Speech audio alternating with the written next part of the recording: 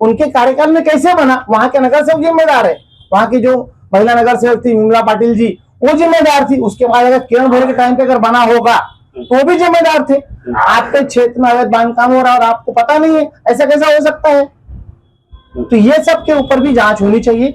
हमारे देव बाबू ने जांच बिठा के इसके ऊपर भी एसआईटी जांच बिठा के संवेदनशीलता दिखाई क्या? हाँ, वो तो वही जाएंगे दुबे सेट क्यों बचा रहे हैं इलीगल हो जो है, वो तो इलीगल तो छोड़ दीजिए। हमारे आपके घर में जो 10 दिन पानी भरता है उसका कारण दुबे स्टेट है। प्लेटफॉर्म नंबर 4 से 2018 में एक वर्क ऑर्डर निकला है नगर पालिका से, आप लोग वर्क ऑर्डर ले सकते हो, मैं भी आपको दे दूंगा चाहिए तो, कि प्लेटफॉर्म नंबर 4 से प्रगति नगर होते हुए विरार तक वो जो है विवेक पंडित को समर्थन देने की वजह से भरत गुप्ता ने उनका रास्ता बंद कर दिया। 22 गुंठा उनका जमीन जो पंचवटी के सामने बगल में है वो जीरो कर दिया, क्योंकि उन्होंने पूरा तन मन धन से जो है विवेक पंडित को मदद किया था। विवेक पंडित को छोड़ के भाग गए। इस शर्मा परिवार ने विवेक पंडित को मदद किया था चुनाव में। 2009 की घटना बता। हाँ, और तभी प्रकाश सिंह जी आज ये प्रेस कॉन्फ्रेंस का जो आयोजन किया गया उसका कारण क्या है? उसका कारण ऐसा है कि पिछले 1 साल से जो है एक आदेश आया हुआ है कि अचोले रोड पे सर्वे नंबर 22 से 32 जो अवैध बांधकाम हुआ है उसको हाईकोर्ट और सुप्रीम कोर्ट के आदेश पे तोड़ा जा रहा है।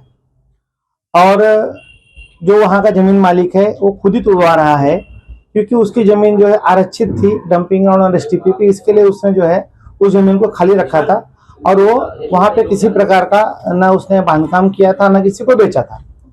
लेकिन अरुण कुमार गुप्ता और बहुजन विकास अघाड़ी के जो नगर सेवक थे सीताराम गुप्ता, इनकी मदद से उसकी जमीन कब्जा करके उसके ऊपर जो है अवैध बांधकाम किया गया। और उन्होंने अवैध बांधकाम किया तो 22 से 32 पे तो किया ही, उसके बगल में 33 और 34 पे भी कर दिया। और जो 34 और 33 जो जमीन है ये महाराष्ट्र गवर्नमेंट की जमीन है। तो मेरा ये मांग है हमारे विधायक से, हमारे विधायक जो राजा नायक जी हैं और हमारे जो विधायक वसई के जो जिनके क्षेत्र में भी ये 41 बिल्डिंग आता है स्नेह विवेक पंडित, उनकी पिताजी भी यहाँ से विधायक थे जो है पहले। तो हमारा ये कहना है कि आप लोग माननीय मुख्यमंत्री देवेंद्र फडणवीस जी से जो है आप एक रिक्वेस्ट कीजिए कि जो 33 और 34 नंबर के ऊपर जो अवैध बांधकाम हुआ है उसके ऊपर यह सारे कानून के तहत जो है इन सब को रिडेवलपमेंट करके दिया जाए। 41 बिल्डिंग प्लस वहां पे जो चालियां बनी है, हमारे यहाँ पे यह सारे कानून नहीं है, इसीलिए मैं रिक्वेस्ट कर रहा हूँ कि उनको आप कहिए कि जीआर निकाल दीजिए और जिसके तहत उनको जो है ये रिडेवलपमेंट हो जाए। तो जो हाहाकार मचा है, आज बेचारे वहां लोग जो है खुले में रह रहे हैं पिछले 1-2 महीने 3 महीने से जो है, और हमारे विधायक लोग यहाँ जो है खाली अपने सत्कार समारोह में बिजी हैं। तो थोड़ा सा समय निकाल के जो है देवा भाव से टाइम लेके 1 घंटे का काम है और उसमें किसी का 1 रुपया खर्चा नहीं होने वाला है, ना महाराष्ट्र गवर्नमेंट का पैसा खर्चा होने वाला है, ना हमारे विधायक खर्चा होने वाला है, क्योंकि ऐसा है कानून के तहत जो बिल्डिंग बनाता है विकासक वो फ्री में बिल्डिंग बना के देता है और बदले में जो जमीन बचती है उसमें वो अपना बिल्डिंग बना के अपना लागत जो है वो निकाल लेता है। तो इतना छोटा सा काम है, हो सकता है उनको जानकारी नहीं हो कि 33 और 34 नंबर पे भी अवैध बांधकाम हुआ है, इसीलिए वो लोग जाके देवा भाव से ये चीज नहीं मांग रहे हैं। तो मैं आप लोगों के माध्यम से देवा भाव को भी रिक्वेस्ट करता हूं कि आप 33 और 34 के ऊपर जीआर निकालिए और जो है इनको रिडेवलपमेंट कर दीजिए। और दूसरा, परमानेंट अगर हमारे पालघर जिला में अगर आप ऐसा कानून लागू कर देते हैं तो हमारे यहाँ एक भी बिल्डिंग टूटेंगी नहीं और हमारे यहाँ पे जो आरटीआई का कानून का जो दुरुपयोग हो रहा है, जो लोगों ने व्यवसाय बना दिया है, वो चीज भी जो है करना बंद हो जाएगा। अभी आप लोगों ने तो कुछ समय पहले देखा कि किस तरह जो है मिसयूज होता है आरटीआई कानून का। तो ये है कि ये आज हमने आपको इसके लिए बुलाया क्योंकि हमारी बात जो है लोगों तक पहुंच नहीं पा रही कि वहां पे चाहिए क्या।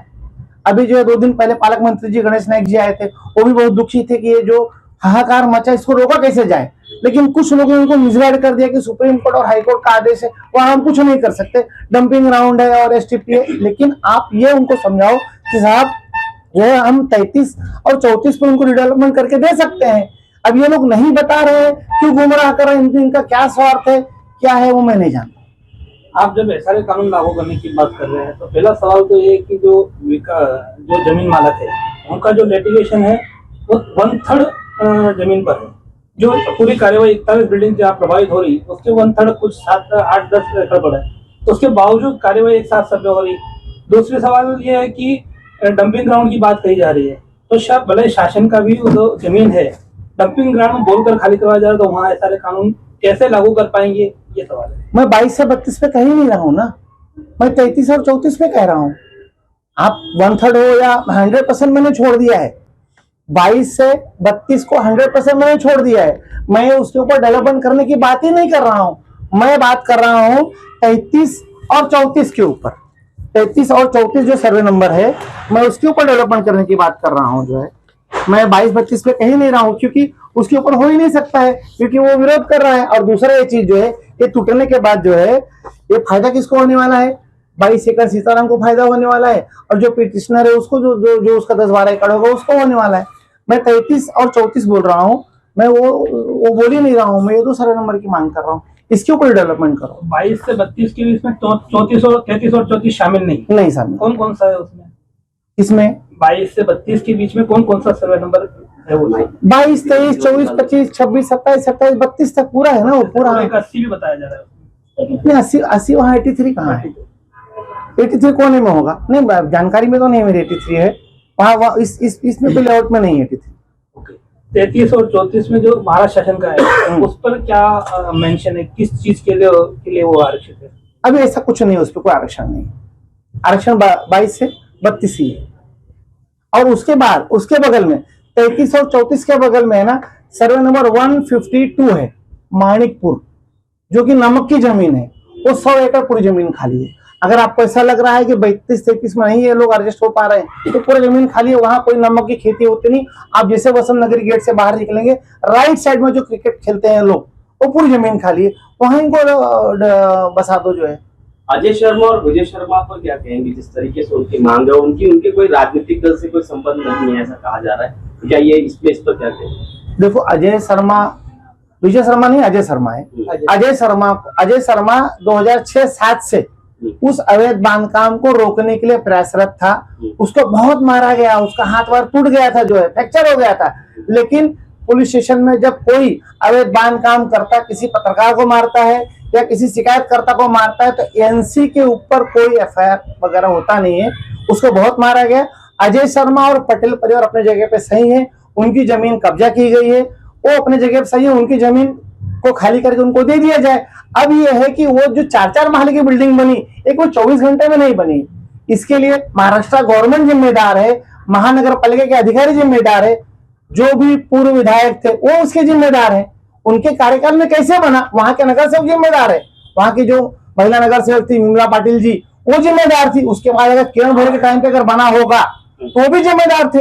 आपके क्षेत्र में अवैध बांधकाम हो रहा है और आपको पता नहीं है, ऐसा कैसा हो सकता है? तो ये सब के ऊपर भी जांच होनी चाहिए। हमारे देव बाबू ने जांच बिठा के, इसके ऊपर भी एसआईटी जांच बिठा के जो इसके दोषी हैं उनके ऊपर कड़क कार्रवाई होनी चाहिए, ताकि इस तरह का वापस कहीं नहीं होना चाहिए। इसमें पुलिस की भूमिका क्या है? पुलिस भी कहीं न कहीं शामिल होती दिखाई दे रही है। जैसे आप बोले कानूनी कार्रवाई नहीं करती, मार झगड़ा होने के बाद मारते पीटते, फिर भी एफआईआर दर्ज नहीं करती, एनसी के तहत मामला दर्ज होता, तो इसमें जाहिर सी बात है, साफ जाहिर होगा कि पुलिस की भी मिली भगत हो सकती है या पुलिस का भी संरक्षण प्राप्त हो सकता है। हाँ, उस समय के जो अधिकारी रहे उनके ऊपर कार्रवाई होना चाहिए। चुनाव से पहले जो भारतीय जनता पार्टी के लोग कह रहे थे कि वोट दीजिए, फिर हम आपको घर देंगे, चाबी देंगे, और इस तरह की कोई सारी चीजें सामने भी आई, तो क्या कहेंगे इस सब बातों पर? मैं खुद वहां दिन भर बैठ के लोगों के हाथ पैर जोड़ता था कि आप इस बार जो है हमारे विधायक को चुन के लेके आइए। कौन विधायक को चुन के लेके? वहां एक मंदिर है, वहां जाकर मैं बैठता था, वहां मैं उनको रिक्वेस्ट करता था कि देखो ये विधायक चुन के आएंगे, ये विधायक डायरेक्ट चीफ मिनिस्टर से संबंध इनका है, आप लोगों का काम तुरंत हो जाएगा। और मैंने हरदम ये जीआर की मांग की, क्योंकि मैंने कभी इनको सुप्रीम कोर्ट में जाओ ऐसा करो मैंने कभी नहीं कहा, क्योंकि सुप्रीम कोर्ट के जज के मूड पे है, देना है कि रिजेक्ट कर देना है, और उसी आदेश को फिर हर कोई मांग के चलेगा। तो मैं डे 1 से, जब से ऑर्डर आया है तब से मैंने कहा है कि जो है आप इनको चुनकी दीजिए, वैसे के विधायक को, नालासोपारा के विधायक को। ये लोग जो है डायरेक्ट देवेंद्र फडणवीस जी हैं, डायरेक्ट देवभाव हैं, ये लोग उनसे मिलके आपके लिए जीआर निकालेंगे। और जिस तरह उल्लासनगर बचा है, वहां के विधायक ने जिस तरह उल्लासनगर बचा है 2022 में, उस तरह आप बच जाओ। क्या मैंने हरदम ये कहा है। और वहां के लोग बाकायदा लोकसभा चुनाव में जो सन सिटी गांव में अमित शाह जी आए थे, वहां के लोग बराबर उस रैली में गए थे। लोकसभा का वोट उन्होंने दिया है, विधानसभा का वोट दिया, खुल के वोट दिया है। अब वहां के जो भी विधायक हैं, अगर वहां नहीं राजेंद्र जी वहां गए तो रोए थे, ठीक है, वो भावुक हो गए, लेकिन उनको भावुक नहीं होना चाहिए, उनको मजबूती से उनके साथ खड़ा रहना चाहिए और काम करना चाहिए। वैसे के विधायक के पास वो टाइम ही नहीं। आदर्श शक्ति क्या है? अदृश्य शक्ति, देखो अदृश्य शक्ति ऐसा है, जब बिल्डिंग साफ हो जाएगा तो कोई ना कोई बिल्डर उसको खरीदेगा, कोई ना कोई बिल्डर खरीदेगा और ये रिजर्वेशन भी हट जाएगा। जैसा सेंटर पार्क का यशवंत हाइट्स का मार्केट जोन का रिजर्वेशन हट गया, वैसे यहाँ का रिजर्वेशन हट जाएगा। 32 माले की बिल्डिंग बनेगी। अब अदृश्य शक्ति कोई बिल्डर ही होगा जो ये सब करवा रहा होगा, ये तमाम जो इमारतें जो ये सब करवा रहा होगा। ये तमाम जो इमारतें टूटी हैं, जो सैकड़ों लोग बेघर हुए हैं और जो बेघर होने के कगार पे बैठे हैं, वो इस सारी परिस्थितियों का ये ठीकरा भारतीय जनता पार्टी पर छोड़ रहे हैं। क्या हाँ वो सही है, क्योंकि हमने कहा, मैंने, उदय शेट्टी ने, एडवोकेट राहुल सिंह ने, विनोद ने, किरण बेदी ने, हमने जाके कहा वो बीजेपी को वोट दो। अगर अभी हम उनके साथ खड़े हुए होंगे तो कौन खड़ा होगा? विधायक तो साथ में गए भी नहीं उनकी वोट मांगने, हमने उनकी वोट मांगा है तो अपनी जगह पर सही, उन्होंने वोट दिया है तो बोलेंगे ना आप हमको मदद नहीं कर रहे हो, अब हमको रास्ते पे छोड़ दिए, तो उनकी जगह पर सही है। हम दोषी हैं, हमने उनको गुमराह किया, हमने उनका वोट लिया और आने वाली महानगर पालिका में हम किस मुंह से वोट लेने जाएंगे? क्योंकि इसके बाद जो 90% वसी तालुका इलीगल है, इसी तरह से भी कार्रवाई होने लगेगी जो है, तो हम कैसे किसको मुंह दिखाएंगे? इलीगल पर कार्रवाई करने के लिए क्या विधायक आगे पेशकश कर रहे हैं क्या, ऐसा कोई? हाँ, वसई के विधायक ने पत्र दिया है, कुछ 999 जो ऐसे जो जैसा ये वसंत नगरी है, ऐसा जो है 944 प्रोजेक्ट है, ऐसा वसई के विधायक ने पत्र दिया है कि कार्रवाई होनी चाहिए। तो ये विधायक बनी है लोगों को वो बेघर करने के लिए कि घर देने के लिए, मेरे को समझ में नहीं आ रहा है। उन्होंने क्या कहा है इस पर? इसे कहा है कि 944 प्रकरणी कार्रवाई होनी चाहिए। 944 क्षेत्र का क्या पूरे वसई विधानसभा? नहीं, ये उन्होंने अपने विधानसभा क्षेत्र का पत्र दिया, उनकी विधानसभा क्षेत्र का पत्र दिया। लेकिन मेरा कहना यह है कि आप विधायक हो, आप किसी को बेघर मत करो। आपके चुन के आने के बाद आगे इस तरह का बांधकाम नहीं हो, इसके लिए आप जो है अधिकारी के ऊपर नकेल कसो। हाँ, लेकिन जो है बन गया है उनको आप कैसी सुविधा दे सकते हो, इसके लिए आप प्रयास करो। अनधिकृत है तो मांग कर सकती है ना? नहीं, लेकिन अभी लोग रह रहे हैं तो तुम बेघर क्यों कर रहे हो? तुम्हारे पिताजी विधायक थे तो उन्होंने क्यों नहीं रुकवा दिया? ये तो उनके कार्यकाल में बनी है ना।